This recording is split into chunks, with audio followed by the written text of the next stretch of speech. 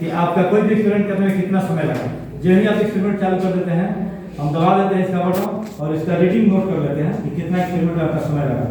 तो यही सब तरीका से आपका एक टेस्ट होता है और सब बता देंगे बुद्धि लब्धि के मतलब, और उस पर डाटा इकट्ठा करते हैं। जो भी रिजल्ट आता है उसके आधार पर डाटा इकट्ठा करते हैं।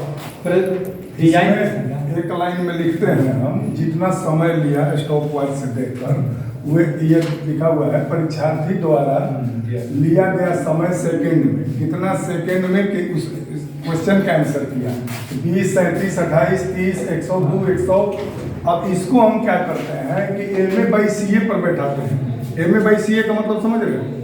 मेंटल एज बटा क्रोनोलॉजिकल एज। मानसिक आयु, आदमी का मनोविज्ञान दो तरह का आयु निर्धारित किया है। एक तो जितना हमारा उम्र है उसको हम कहते हैं वास्तविक आयु, और मानसिक आयु किसको कहेंगे? जितना मेरा मेंटल लेवल है, ठीक है, जितने का हम क्वेश्चन सॉल्व कर पाते हैं वो मेरा मानसिक आयु होगा। अब उसको निकाल करके क्वेश्चन से हम इस पर फिट करते हैं। MA मेंटल एज को लिखेंगे यहाँ, उसके बटा में लिखेंगे क्रोनोलॉजिकल एज को जो मेरा वास्तविक आएगा, और उसको 100 से गुना करेंगे।